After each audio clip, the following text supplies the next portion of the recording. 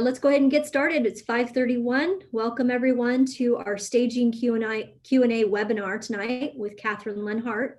We're going to be going over pretty much just kind of an informal conversation with Catherine. Catherine is who I would recommend if I was going to hire a stager. And so some of the questions that I ask Catherine, you guys can hear how I'm asking them and can determine for yourselves, would that be would a stager be important for my business? I think what you'll come away from after tonight is the answer would be yes.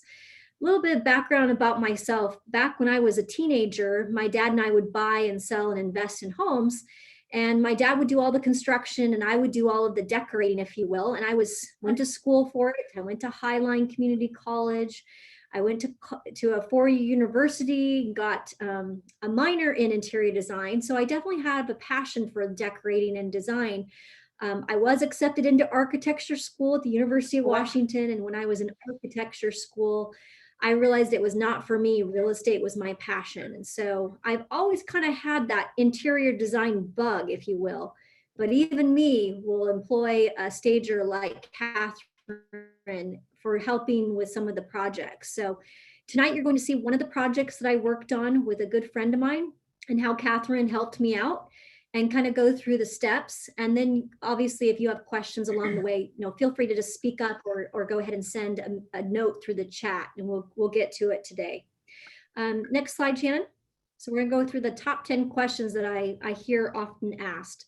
So Catherine, a little bit of background about Catherine. Catherine has been licensed with Best Choice Realty for the past 2 years. She's worked at other brokerage firms. What are the brokerage firms, Catherine? I don't mean to put you on the spot. Oh, no, that's all right. I was at Coldwell Banker Bain for a number of years, and I started out my career at Keller Williams 16 years ago. Wow. So definitely been in the business a long time and other firms, I know that. And you've staged for other brokers. So who else do you stage for? So who has been your clients as a stager? Gosh. I have probably about 80% are actually real estate agents, brokers that hire me. I do a huge amount of business for a couple specific brokers out on the east side. And I do all of their listings, take care of all of their clients. And then we get just the random homeowner as well, who will see information on house.com or do a Google search or something like that. But the majority of the people that I work with are real estate brokers. Okay, 80%, which is awesome. That's kind of important to know that you have the skill set and you know how the real estate process works and you know how to involve the real estate broker. Yeah, that's great. Did my Browns Point house, got a kudo from Emily. That's awesome. And then you just recently acquired another staging company. Kind of give us a little bit of a background on that. How did that work out? Well, it worked out in that, like I said before, most of my business is on the east side, but interestingly enough, my warehouse is in Puyallup. So it's been a bit of a mix right there. And the staging company that I just purchased is a company that's been in business for a number of years in Tacoma, and it's First Impressions. So we're actually going to be changing the business name to First Impressions, mostly because I think that just totally fits. We all know that you've got a very short period of time to make a great first impression with buyers, online, in person, and it's perfect. Awesome. And then I just have her phone number for those of you who want to take a picture or just kind of jot it down real quick before I go to the next slide. That's the best way to reach you, right, Catherine? Is just your cell? It is. Yes, cell or texting, email, whatever works for them is great. Okay, awesome. Next slide. So to start with the first 5, and we'll kind of just, you and I can just bounce back and forth here, but then I kind of go into some more visuals with questions 6, 7, 8, 9, and 10, and then we'll kind of wrap up. But what does a stager typically do? I mean, I say I'm going to hire a stager, what is the expectation of what that stager would do for them? Well, it really depends on what you need. So I work with real estate agents to provide consultations for sellers. I have a number of real estate agents that call me in for every single client that they're listing. And I do a consultation for them. And basically I meet with them, go through their house from the front yard to the backyard and everything in between, and do a really comprehensive list of the things that they need to focus on to get the most money for their home. That could include, as simple as decluttering, which is not what I call it, by the way, Mm-hmm. or, all the way up to cosmetic upgrades. And it's just a real comprehensive list. So that's the first thing. That may or may not involve me coming back to do any actual staging. Until COVID, we would do some occupied staging, bring in things for homeowners that were staying in the home. Right now, I'm not able to do that. So we're focusing on consultations and vacant staging. Vacant staging would be when you've got a seller that needs to move or wants to move and not be in the house while it's listed. And we bring in all of the furniture, art, accessories, everything to make it a great first impression, I suppose. Yeah. Okay, good. When should you consider hiring a stager? Is it at the beginning when I'm kind of having a consultation, when I have the listing agreement signed? When would you recommend, if your ideal client or your ideal real estate broker, when should they hire you? At what point in the process? Right at the beginning. And the reason for that, let me backtrack. Right at the beginning, when you know they're going to list with you. So that could be that you've got a signed listing agreement. That could be, however you want to handle that. And the reason I say right at the beginning is because sometimes I will make recommendations that will take people a bit of time to accomplish. On the other hand, if I get brought in too far into the process, we have people that have just packed up everything in the house and it's almost completely bare. And that doesn't show that well either. So as soon as possible, honestly. Okay, and what do you get for a staging consultation with COVID? So we had a nice little exchange where I was like, wow, that's pretty cool that you have changed your kind of your business a little bit to adapt to COVID. Right. And so what do you get? So let's say I have a listing that's going to be going live, they think they're ready to go right next month in July. So if I was to put you in touch with that seller, potentially, Catherine, what would they get if I said, let's do a staging consultation? Walk me through what that would look like. Of course. Well, first I would contact them. I think it's really important to, if I'm not face-to-face with them, I really want to be able to speak with them, to answer their questions up front so that we can get buy-in from the seller, because the most important thing about the consultation is that they're willing to complete the recommendations. And that works out well for the real estate agent, it works out well for the seller, but they really need to, I think, connect with me first so that they can hear the reasons for doing those things. So we have a conversation on the phone. Once we're past the COVID issues, it'll be back in person, but right now we're doing that over the phone. Okay. I send them several emails with information as to how to get photos and videos to me. So that's how we're doing this remotely. Okay. Is that I have them walk through the house. I give them very specific directions how to do this so that it's not difficult for them. They put everything in Dropbox for me, videos of the house, photos of the house. I go through all of that prior to our appointment and come up with, a list, a checklist, so that they can just go down the list, and it's very, very specific. And then once we've done that, we have a phone conversation so that they can ask me any questions. We can walk through the house in Zoom or FaceTime or however it works best for them. And, again, talk about how to implement things, why to implement things, again, so that they will actually have the buy-in to do what we're recommending. Okay. So in that instance, the seller would typically be living there maybe, and that would just be what you would consider a consultation, right? Yes, and they may or may not end up living in the home. This could be a situation where it is going to be vacant. They are going to move, but they still have things that need to happen in order to get it ready so that they can get, my whole goal is to get them the most money and the quickest sale. That's the bottom line. So whether or not we're going to be living in the home. If they are going to be living in the home, then we're even more specific with pre-packing and what to leave and what not to leave and that sort of thing. Okay. So it's a very detailed report that you give them once you get done Yes. with the phone conversation, and they Yeah. send you the Dropbox Right. goodies, if you will, and then you Goodies, go through yes. the goodies and make a detailed annotations on what needs to be done. Exactly. Okay. Yes. Got it. Okay. So what's the cost of the seller consultation? That's probably what Oh, everybody wants to know. I get of that course. question all the time. It's always about cost. That's the bottom line. It's $300.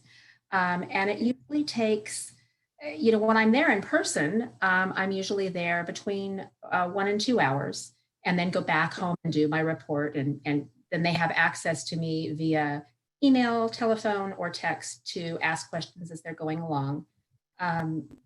Since I'm not there in person, like I said, we do the report, we walk through the house.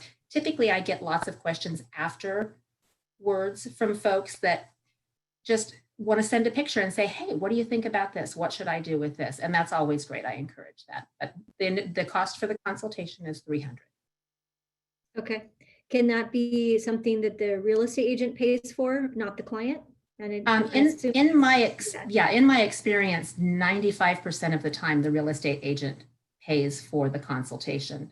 A lot of the real estate agents that I work with use the consultation and even staging as a way to differentiate themselves in this market. This is what it will do for you. I can provide this service for you, and it will make it a whole lot more stress-free for sellers. Mm-hmm. Well, and again, it takes me, I'm the agent. Like I said, I have some interior design background, but Catherine, I'm not in that position where I want to tell somebody, take those drapes down because they look old, right? It just doesn't really bode well for my relationship. No, not at all. It comes better from. Yes. Yeah. And I let my clients know right up front that I call it my disclaimer. I let them know this is not about your housekeeping or your design choices or the way you live. This is all completely neutral. I'm looking at this first through the eyes of the photographer and then through the eyes of the buyer. And so I want them to know that this isn't personal in any way, shape, or form. But what it does, like you said, Rochelle, is that it takes you out of the picture. You don't have time to tell them that they need to clear off their refrigerator of all of the magnets and the kids' art. And second of all, I can do it in such a way that I'm, quote, the bad guy and you're not. And I can do it in such a way that they're not offended. And it leaves you out of it completely, which gives you time to do more important things. Yeah, no, I remember you did that really well for me with the Monroe house. Remember I had that. Oh, that's right.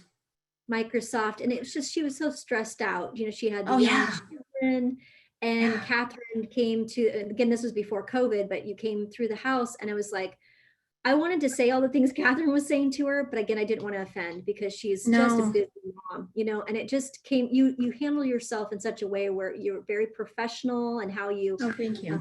Made those suggestions. And a lot of times you were gauging their reaction, and it'll be in my report. And, if you don't have time, it's okay. You kind of made them feel really good about that process. And it turned out beautiful the way that all came together too. Well, they worked really hard on it, and I appreciate all of that. I feel like this is such a stressful time for people, and especially, in that situation, a family with young children, and they just need to know where to start and what to do. And what a difference it made. A huge difference in that house. Yeah. Well, and what I'm thinking too, as we're kind of talking, we have a lot of people from other parts of the area, they're over on the peninsula, Sequim, sure. We have somebody down south. I mean, what's nice about your skill set, Catherine, is that, you've been able to master this whole Zoom process, right? Staging on Zoom. And so, I'm thinking $300 is very affordable when you think about all of the work that has to be done to get a home prepared, and with like kind of a quality assurance check, like that what we're proposing is going to get the most money for this client. So I would, kind of emphasize the fact that maybe we need to involve Catherine a bit more in some of those properties, even in the outlying areas where it's going to be more competitive, as more people start putting their homes on the market. And staging is one way to really kind of set yourself apart from others, from other listings. So let's jump into the next slide, Shannon. Yeah. Sure. So this is an example of Catherine's work. So I just, without her even asking, it was, my situation was basically I had a homeowner who lived in the property, similar kind of thing we were talking about earlier. And they had redone, they re-put new flooring down, moved everything out on the main level, decided they wanted to get a storage truck or a storage pod, and they just started taking stuff out. And so she was able to complement the outdoor and the indoor, and the sellers were extremely happy with how this all came together. So you can see it's all real furniture, right? You had stools and had to figure out. No cardboard boxes. Yeah. Tell me about the stage, if you could, Catherine, how it came together. Well, first I want to make sure that everyone knows, how do I determine what I'm putting into a home?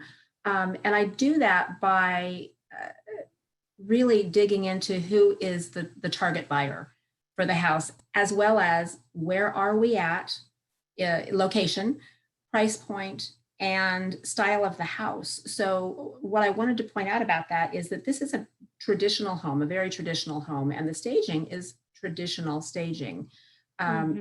Obviously not the case for everything. If this were, a downtown condo, for instance, that furniture would look very, very different than this does. But this is well for this house. So, what I do is I make a site visit, obviously. I don't typically measure the rooms, but while I'm there, I plan exactly what I'm going to put in. And my movers are amazing. We come back and put it all together. It usually takes us a day and a half. I like to have them drop the furniture off one day, and then I love to take the next day to make sure that I get all of the details taken care of. The accessories and those types of things that's placed, right? Right. Yeah, and I think that's important to note too, because I've worked with other stagers, Catherine, not like you, where they have tried to, here you have one stager, one woman show, right? And she's moving, trying to remove a sofa, a big chair, and all of a sudden you scratch the floor, and then we have those issues too. So it's nice to hear that you have some, muscle power behind yours, and it gives people comfort knowing that it's going to be done right. So absolutely. Well, and I think that's a really good point, because what we've seen in recent years is we've seen just a number of stagers pop up, and there's a lot of folks that are what I would like to call hobbyists, and they don't have insurance or professional movers or training for that,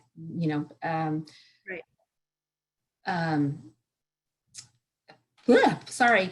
No, it's okay. I mean, I could be considered a hobby. Yes, exactly. Right? Exactly. And so it's like, I took interior design back, 22 years ago, right? I haven't kept up on all of that, and what colors are the best colors to use, or what accessories. I might have some basics, but certainly not the level of education that you've had, or the experience that you've been able to have recently. So thank you. No, that's a great point. Yeah, go to the next slide, Shan. So this is another same house. You can see this is the proposal. So this is the type of, I'm assuming, Catherine, you do something similar to this with all your jobs, or? I do, yes. Just to give people an idea what to expect. Although, honestly, whether the client ever even looks at this or not, who knows? But they've already had a chance to look at my portfolio, which will give them a really good idea of the detail that's involved, as opposed to just throwing a few things in and calling it good. Total investment. What we're going to do. This one in Milton, again, she was right. It was a very traditional home. Again, updates, we wanted full maximum value. Other properties were going, there's new construction that was right around the corner from this home. So we definitely had to compete with, that beautifully staged model home that was like within a mile radius. So we were able to compete and get the highest amount that we've been able to see in that little area in Milton. Um, and did it because we staged. Honestly, that was the reason why I decided to stage. So the proposal you did was back in July of last year, and it was done, the investment, I like how she puts total investment. Yeah, it is an investment. You have to invest in staging in order to get the more than the value sometimes. And it was $2,400 plus tax. And I'll show you guys how I wrote this up on my Form 18. But this included monthly staging inventory rental. So Catherine, you still charge if it's past 30 days, right? For the rental. That is true. Yes. The initial charge covers, all of those things. And then the subsequent months, if it's necessary, are about 1/3 of the initial cost. Okay, got it. And then you still run with the same terms, the 50% deposit? Yes, 50% deposit, and then the full amount is due at least 7 days in advance of the staging. Okay, so I'm sorry to put you on the spot, but this is a proposal from last year. I didn't even catch her. No, it's fine. That's same terms, yes. But as far as everything goes here, she listed out what was being brought in, and again, she signs it. It's a proposal. And then what I did is I included the proposal as an exhibit with my listing agreement, and then I had my seller sign, so that we are all three of us in the agreement of what was happening in their property. I think that's super important, especially with COVID, when you got people coming and going. We want to make sure everybody's tracked and everybody knows what, the rules, how to play by the rules. Totally. So yeah, love the proposal. She does that on all of her jobs, and I love that it's electronically. I think you electronically sent me to something to sign too. I do, yes. So this is just the initial proposal. I let people know that, and sometimes I give them options with possibly 2 or even 3 proposals, depending on, the home and the different rooms. So once they accept a proposal, I send them a contract for electronic signature and a invoice that could be paid electronically as well. Okay, perfect. Let's go to the next slide.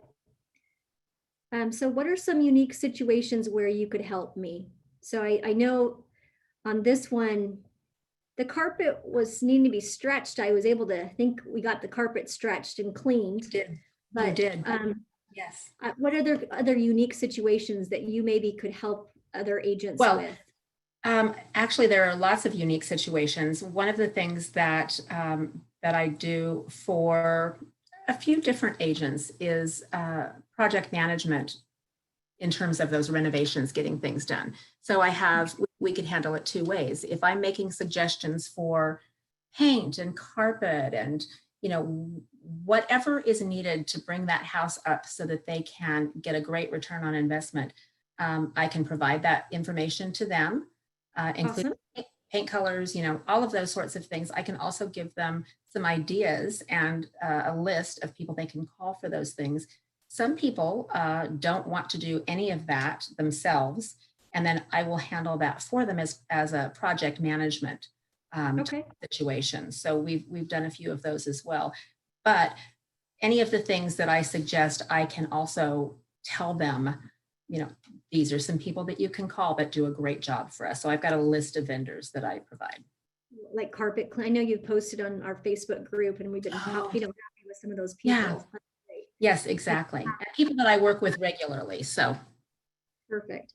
And then I think the picture on the left really shows, when you have a unique space, that's something that I consider when I'm trying to determine, do I do a stager or do I do virtual? Sometimes it's better when the space is kind of weird or funky. It's better to have real furniture. It's rather than do virtual. Don't you agree, Catherine, that because people are touring it. And so if it's maybe visual, like there's virtual, and it's a vacant house, you can't make sense or, heads or tails over something that, say, it has got vaulted ceilings and kind of has a weird, funky layout. Do you agree with that? Right.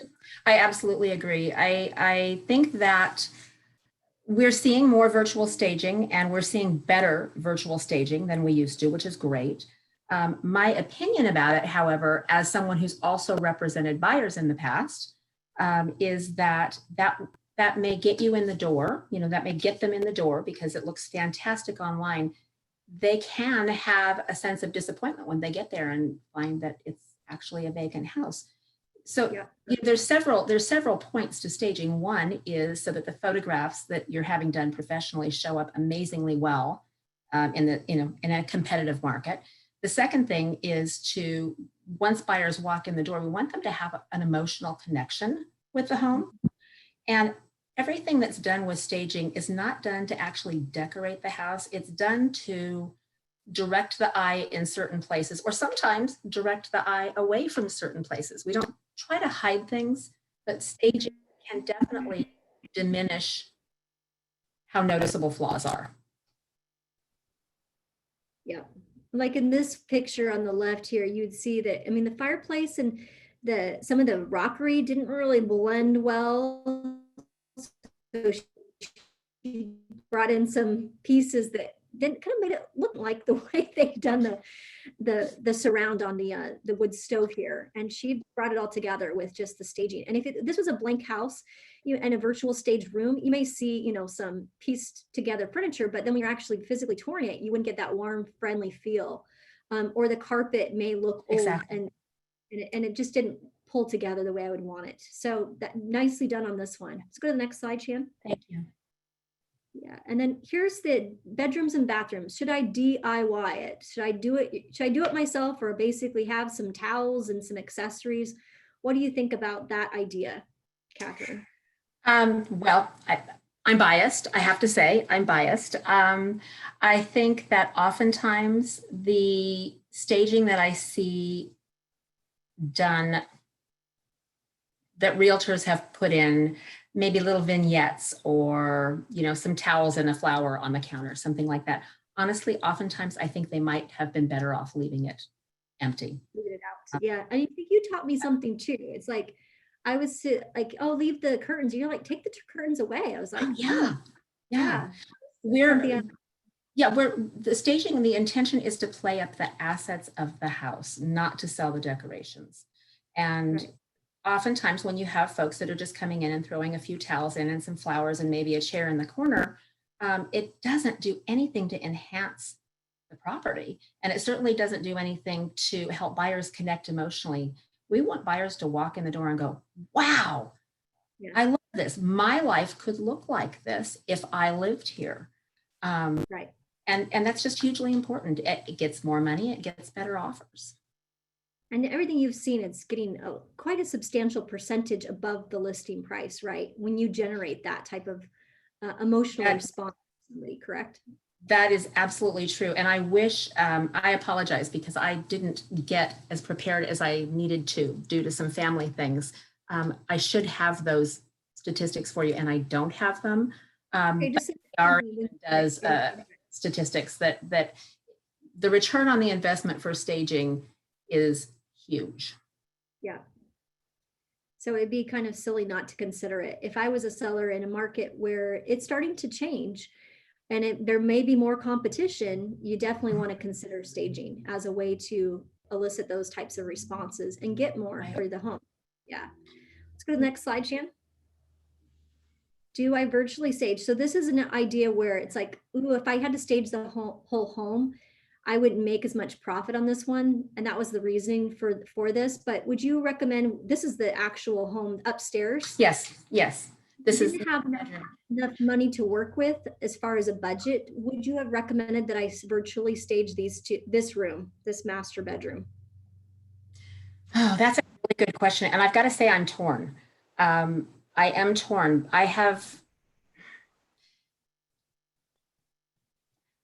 It cost me, I think, around $30 to $40 a photo to have exactly staged. Yes. And so as opposed to leaving it empty, the answer is yes for the master.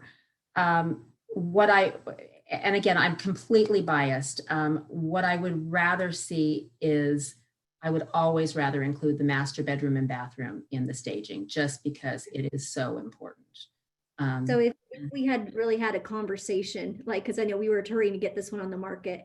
Exactly. What would it addition? So I think it was what, 2,300? How much would it have cost? throw a master bedroom suite thing in there? Usually my proposals include master bedroom, master bathroom, of course, living room, dining room, kitchen. This one had the family room. So it's almost what happened is that we traded out the family room for the master bedroom because it was on the main level. It would have been the same price had it not had a family room. Okay. I'm not sure that helps. Yeah, no, that helps greatly. So it's basically you got to kind of decide that's about what you can spend. This house was about, I think it was 2,400 square feet.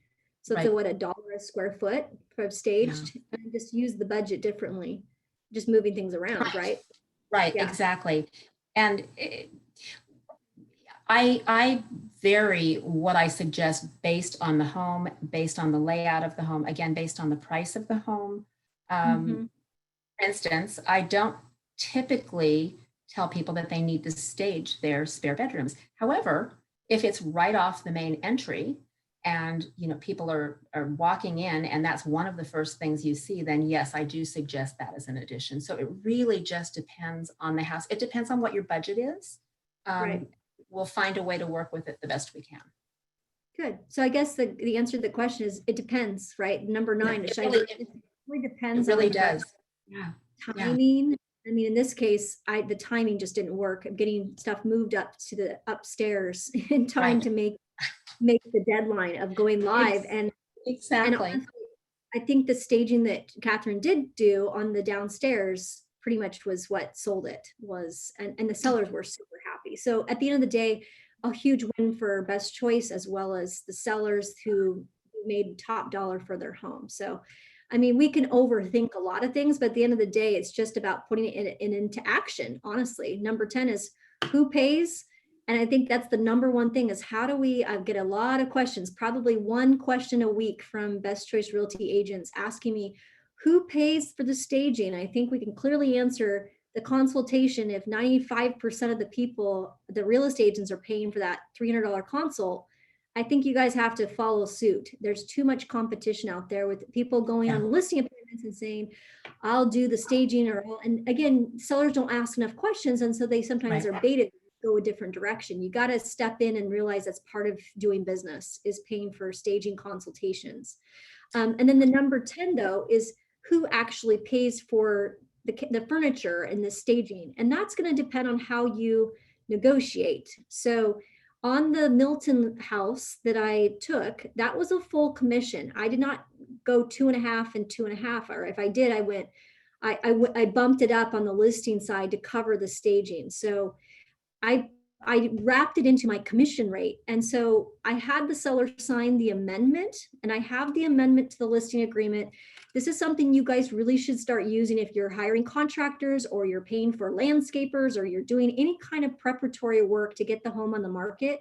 You really need to be using an amendment to the listing agreement. We've had a couple bruises. What I mean by bruises, sellers not happy, sellers who have said, why did you hire this person? This person was not reputable.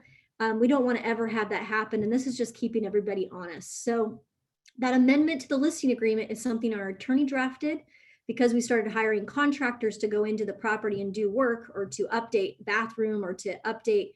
Stager would also be important to have, that they have L&I, that they have insurance, that they're running their business correctly. That amendment to the listing agreement can be found on bestchoicerealtyhomes.com/forms. And that can be just an added thing you put on with your 1A.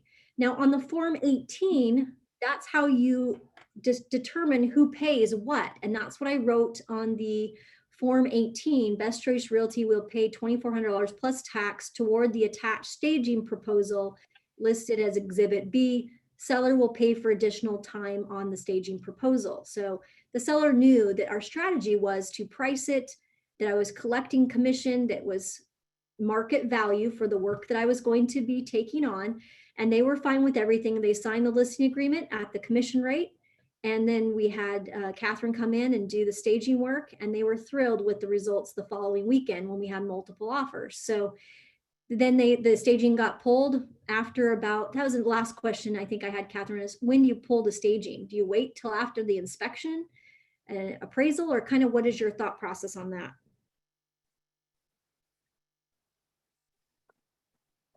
Maybe I lost her. Oh, I'm back. I'm sorry. Apparently we're having internet connectivity issues. I am back. And so I didn't hear the question. I apologize. The question was, is when do you pull the staging? So like once we get under contract, the inspection's done, is it usually after the inspection or after the appraisal? So that we can timeline. Well, my suggestion, especially right now, is that people leave the staging in until the appraisal is back in at value and you're pretty darn certain that it's going to close. And I always tell people, I understand that they don't want to pay for an extra month's worth of staging, but what you really don't want to do is you don't want to have to pay to have it restaged if the deal falls apart. And I just had someone that did that and they were so upset with themselves because I had said, gosh, you know, should we wait a little bit longer? And no, they wanted to pull it and the deal fell apart and they restaged because they knew that it would make a huge difference. So it's really up to you. It's up to the seller. And it always, unfortunately, you know, it comes down to dollars, right? But I suggest that you leave it as long as you possibly can so that you know the deal is going to go through. Okay, perfect.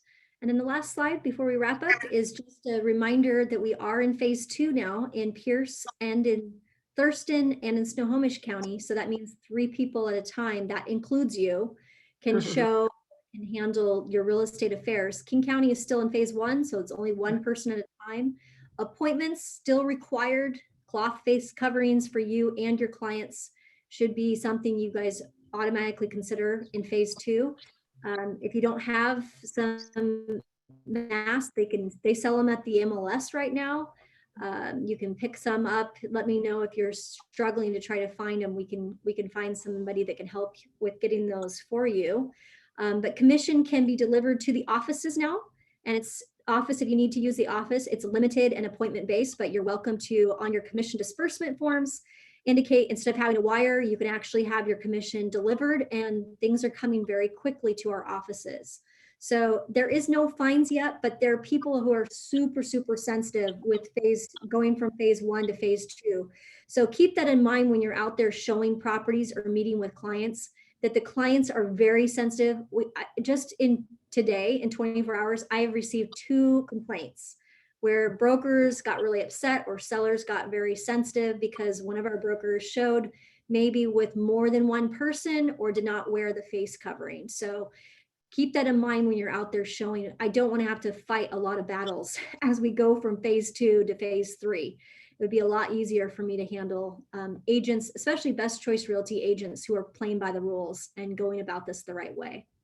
So that's all I've got. If there's any other questions, you're welcome to unmute your line and we can wrap up. Thank you so much, Catherine. That was very informative tonight. Oh, thank you. Thank you for having me.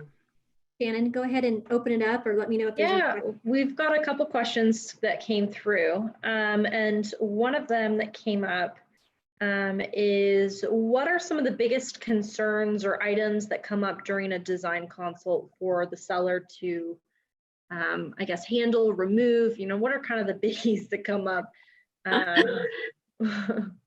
Well, gosh, you know, I tell people right from the start, we're going to talk a lot about pre-packing. I mentioned earlier that I don't call it clutter. I think that's just offensive to call people's, you know, prized possessions clutter. And I let them know we're going to talk a lot about pre-packing. And so that's a huge issue. And it makes such a difference in the photos, just that. And it's very specific. But the other things that often come up are paint and flooring. And I can give them, first of all, resources, but second of all, reasons why this is going to make such a difference to the sale of their home. And talk about what it is that buyers are looking for and that sort of thing. So those all come up a lot. Awesome. No, that's great. Shannon, what else? Yeah, another one, kind of on the same train of thought, is what are some of the biggest wow factors that you're able to bring in by staging a home that you find the most beneficial to the listing? I'm not sure I understand completely the wow factor question. I can do that for you, Catherine. I mean, for me, yes. The wow factor for using you is like the accessories are spot on. It doesn't matter what type of property, you just have a knack for that. Like I could go to a store and probably pick some stuff out, but you really think about how to bring the outside in, the plants, the whatever, the accessories, I think really, are top notch for what you're doing. Thank you.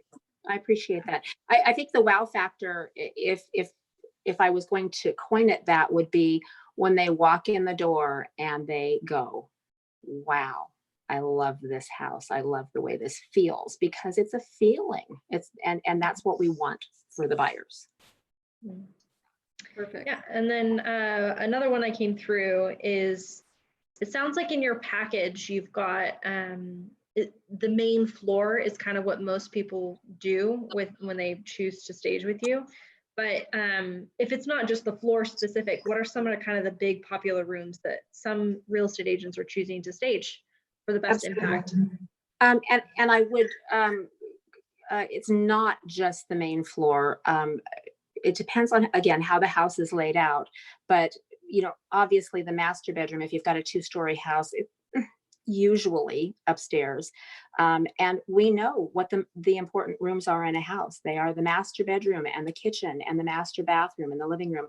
So my normal package includes all of those things, regardless of what floor they're on. If you also have an eat-in area, that house in Milton had just the most adorable little eat-in kitchen. So of course we wanted to do something with that. It had a family room right off of that. So that was super important. So it really just depends on the house, but my main areas are living room, dining room, kitchen, master bedroom, master bathroom, and then the other bathrooms, and then other things as needed.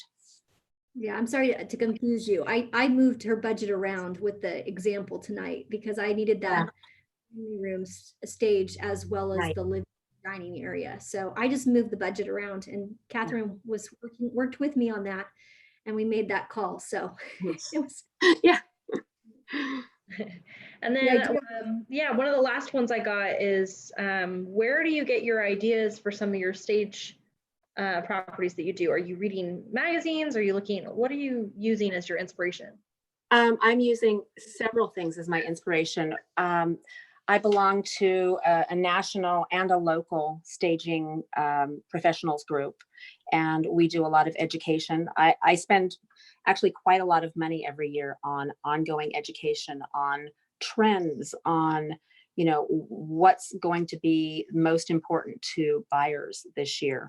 I attend the Las Vegas furniture and accessories market twice a year that has all of those new trends and things. I also follow really closely 3 or 4 top-notch stagers and get some fantastic ideas from them. So, yeah. Yep. Well, now I'm curious. What do you think are kind of the common trends that are going to be seen and what we'll see over the next 6 months to 12 months? I think what we're seeing more and more is, obviously with people, and I'm not in terms of color or anything like that right now, but what we're seeing is how much more important people's homes have become to them because they have had to spend so much time there recently. So I know that architecturally, for instance, we're going to see some changes in terms of home offices and how houses are laid out and things like that.